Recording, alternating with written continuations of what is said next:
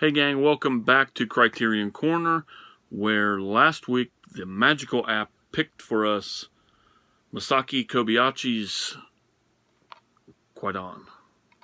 The beautiful picture of one of the stories, Huachi the Earless. The film itself I had seen before, but is very long. It's 3 hours. Or really close to 3 hours. I think it says it's 161 minutes, but it's long. But it's definitely worth it. This is Criterion Spine number 90. Not sure if this has been Blu-rayed or not. But anyway, it doesn't really matter to me. I buy whatever. Okay, we got some notes down here. 1964 stars. It has 4 stories. I'm not even going to try to pronounce anybody's name in this film, but they are all very good. They are all just amazing.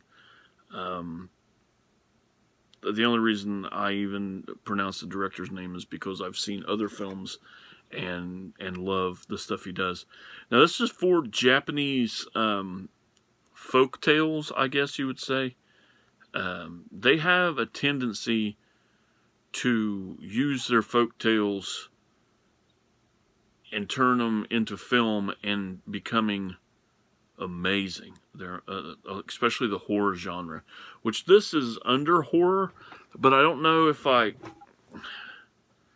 guess I would classify it as horror, but some of it's just a work of damn art. It's just so beautiful.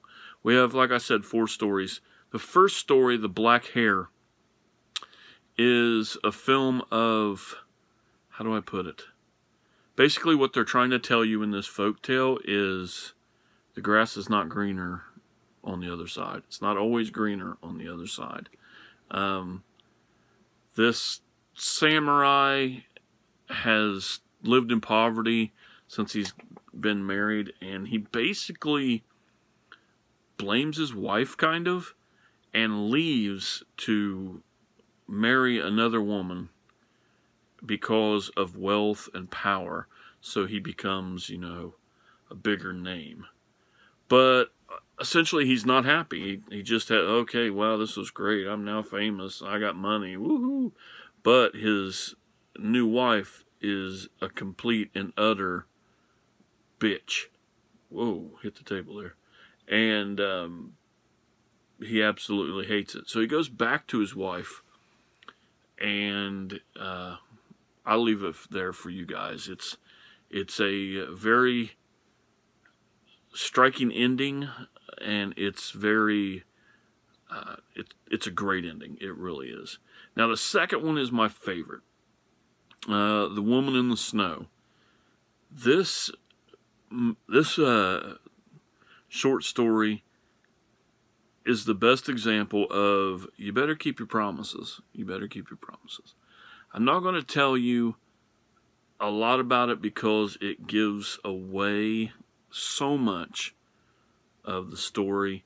But there is this ice queen demon, very beautiful, that comes and takes the life of one of 2 woodsmen. They're out gathering wood for the winter. It's snowing hard. They can't hardly make it back to where they come. It's a blizzard shows up. They find a shelter. They're both on the brink of death. One of them is even closer. She shows up, basically blows in his face, whatever she does, and he dies. And then she goes to our main character and says, hey, I'm going to spare your life, but if you ever tell anybody about me, I'm going to kill you. So, that's kind of where I got to leave you. If you've ever seen, I don't even want to tell you that. Just know that it's a beautiful story. It is my favorite of the 2 stories. They have a wonderful life. They have 3 children. I think they have 3 children. They have the perfect life. They couldn't want anything more. And then it goes to shit. So just look out for that. If you haven't seen this, It's really, really, really good. Now, the last two stories I'm not a huge fan of, even though Hawashi the Earless is a very popular one in this group of stories, this anthology. It's just not one that I really enjoy. It's he plays an instrument. He's blind, and he's playing to demons or ghosts or whatever. And the townspeople and priests have figured this out, and they cover him in religious things, religious sayings and words, and that's what is all over his face right there. So that when one of these evil spirits looks at him, they don't see him at all. They can't see him because of the magic that they've put on him, or religious writings, or whatever they're called. But the guys forgot to write on his ears. So this evil specter that comes to get him doesn't see anything but two floating ears. So that's why he's called the Earless. I just think the story is so drawn out. It's got a good story to it. It really does, from beginning to end, but it's just kind of boring. It really is. And so is the last one, In a Cup of Tea. Basically, I don't even want to really get into it that much. It's basically turns into an episode of The Twilight Zone, which I love. It's the shortest of them, and it suffers from the opposite of what the one before that suffered from. I wish it would have told a little bit more. It is, about paranoia and things like that, but just not my favorite. It would probably be my third favorite of the anthology. But yeah, it is a good movie. It's worth checking out. Like I said, I watched this a few years ago when I did Chataway's 24-hour movie marathon. I did an all Criterion version, and this was one of them that I did. And it was good to revisit, so I'm sure I'll watch it again. I love his films, and yeah, that's it. So for next week, or in 2 weeks, however I'm doing these, the magical app that is the law